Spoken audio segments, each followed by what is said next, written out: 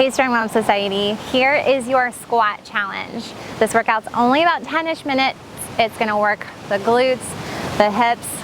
I want you to feel this mostly in your glutes. Squats do work the quads. You are gonna feel a little bit up here, but I don't want it to be too quad heavy. I want most of that activation to be coming back here. It's being led by here. I'm gonna give you some tricks to help you get in there. If you're syncing your playlist to mine, that Spotify playlist link is at the bottom of the video.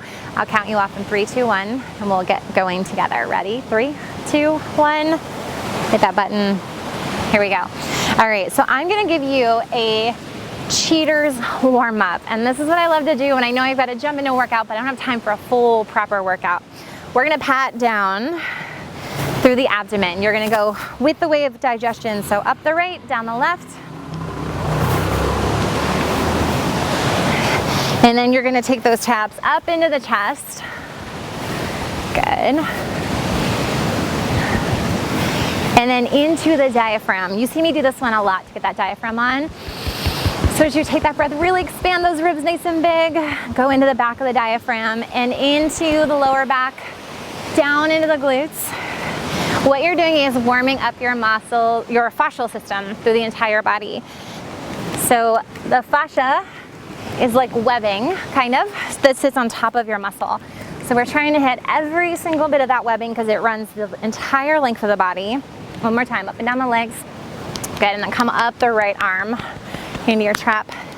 And this just gets that webbing ready, or fascia ready, for action. You'll sometimes see swimmers do this before they dive in, before a big event. They'll kind of tap down. They're warming up that fascia. You're gonna swipe off like you're taking off a sleeve. You're gonna shake that arm nice and hard. You're gonna shake the leg on the same side. So you just feel that rebound. Good, and then come, and I want you to just close your eyes for a second. Compare right to left halves. This side should feel a little tingly, maybe a little more weighted, maybe lighter. Then go up the other arm. Tuning into your body at all times to see what you're feeling, where you're feeling it. Go ahead, swipe off that sleeve. It's really important for this work. We never want to work out mindlessly. Shake that arm out nice and hard. Find that rebound. Put the same rebound in your leg. Good, and then close your eyes for a second. Center your weight right over both feet. Good, all right, I'm gonna teach you a trick to get you out of quad loading and into glute loading for those squats. Imagine that you're sitting on a hard surface. And you can even do this as an experiment. Sit down on a hard chair. Give your butt a little wiggle from side to side. You're gonna feel 2 bony points underneath you. These are your sits bones. They are the bottom bones of your pelvis. I'm gonna have you touch those 2 bones with your fingertips, right and left. And then as you bend forward, I want you to note how those sits bones take a little bit of movement out and back. It's millimeters, it's the tiniest little movement, but if they start here when you're standing, as we hinge at the hips, they move out and back and then in and together. This is the motion that helps a lot of my clients set their hinge. So they're not knee loading or quad loading, they're really getting that sits bone, tailbone behind them. And this is the same motion that you want to go into every time we bend at the hips or we hinge. So if we're doing a deadlift, a squat, a side lunge, I want you to think of those sits bones going out and back and in and under. Take 2 more. And last one. Good. We're gonna head into a minute-ish of squats. Take a nice wide position. I want you to set that breath. Inhale, ribs and belly. Exhale, a little bit of core activation. And then take a scan here. Tell me what you feel working. It's the priceless question I ask all my clients after every single exercise. What's working? Because if you're working the wrong muscles, we want to reevaluate and get the right ones on. Otherwise, what's the point of doing these squats if you don't have the right muscles turned on? I don't want your quads to be super sore tomorrow. I want you to be able to sit down to pee. So I want you to feel this in the back of the legs, hamstrings, maybe a little bit of quad on the way up or the way down. Take note, do you feel any pain in your knee? Are your feet even underneath you, or do you have one foot that's kind of turning in? Are your chest muscles open, or are you rounding forward? So find that scap activation supporting you down your back. Woo, we're gonna take 4 more. That's 4. That's 3. 2. And last one. Good. Shake that out. I'm gonna have you take a quick recovery. Hands on the belly. See how long it takes you to get back into that diaphragmatic breath. If you're a little winded, you might feel some air up here. That's okay. Stick with that breath until you feel it convert nice and low again. We're gonna go back into that hinge position. So I want you to find your sits bones, drop them back behind you. Chest is lifted. Hands, if you wanna grab weights for this one, we're gonna do some monster walks from right to left. So I'm gonna start over here at the end of my mat. Make sure in this hinge you're not loading your lower back. You wanna keep this in your glutes. So if I turn sideways, you see I'm staying nice and low and my butt is out. I'm not upright here. That's gonna go to your knees and your quads. So if you had a dab of paint on those sits bones, I want you to think about painting the back wall. Connect to your breath. Inhale, ribs and belly. Exhale, a little bit of a hug in the core. Open up those chest muscles. Don't let yourself get tired up here. Think of those scaps, that activation through the bra line. So the shoulder girdles are engaging and they feel nice and engaged on your back. We're gonna take 8 more counts here. 8, 7,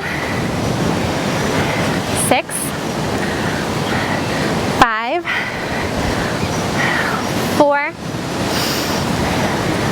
3, stick with me, hang in there, get a little bit lower. Last one. Good, I'm gonna give you a quick recovery, hands on the belly. Maybe shake out the legs a little bit, ground the pelvis. Feel that heart rate. A little bit of cardio here for squats. It's a good thing. Working that heart muscle is a good thing. Good, take about 2 to 3 more recovery breaths.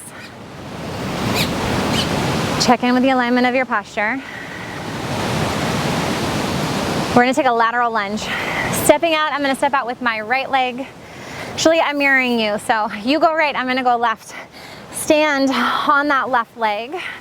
Your right leg is gonna step out, and you're gonna feel that sits bone drop behind you, and then come back up to standing. So out to the back and up again. My butt is out behind me. I'm not kind of shifted into this side. I'm not knee loading because that hinge is happening here, tailbone to the sky. We're gonna take about 30 seconds on each leg. Find your breath. And as you do this, I want you to think about the sits bones. They're moving apart, they're moving back together. Sits bones out and back, sits bones in and under. Those sits bones are connected to your pelvic floor muscles. So if bone is moving apart, that means the muscles are lengthening and shortening. Pelvic floor lengthens, pelvic floor tones. So you're working your pelvic floor in these movements without having to do a Kegel, without having to do anything. Give me 2 more on this side. And last one. Good, we're gonna take that over to the other side. So stand down on that right leg. You're gonna step out on your right. It's your left, sorry. Just do as I say, not as I do.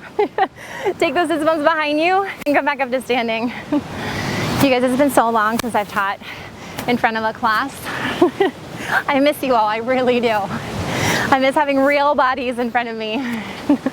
But I like to pretend when I'm talking to the camera that you're there. And I try to give you all the corrections and all the motivation that I feel like would be helpful if you were there. Let's not get sad about it. Stay nice and positive. Step it out. Take those sits bones out and wide, in and under. Out and wide, in and under. That butt goes back. So you should start to feel this glute here on the leg that's moving, not the leg that's standing. And then you can think about those pelvic floor muscles lengthening and toning. Pelvic floor lengthens, shortens and tones. Lengthens. 2 more. We've got 1 more exercise after this. Good, shake it out. Take a quick recovery. Maybe circle out the hips a little bit. Find that low belly breath. All right, we are gonna head into a one-legged deadlift. So you can do this two ways. You can either do it with an 80-20 weight distribution, 80%, 20%, and as you hinge over, you kind of just keep 20% in that leg as you go back.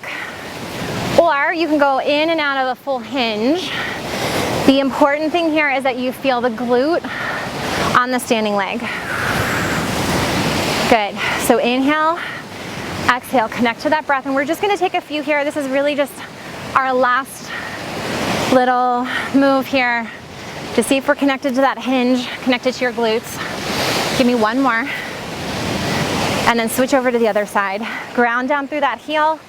You've either got 80-20 or you're going in and out of your hinge. Use those arms for balance if you need to. Find that glute, the glute on the standing leg. Tap it back, bring it up. Feel that booty. Again, I don't want this to be in your quad or your knee because you've got to get that hinge on so your butt is back. Give me two more, last two. Last one, good. I want you to shake out those legs. I want you to couple this with one of those lower body leg stretches. We've got standing leg stretches in the videos or seated leg stretches. Go through a series. This is a lot of work on your glutes, hamstrings, and hips. Trust me, you'll be much happier tomorrow if you take those stretches. I will link them in the bottom. Great job, you guys. I will see you soon through the video.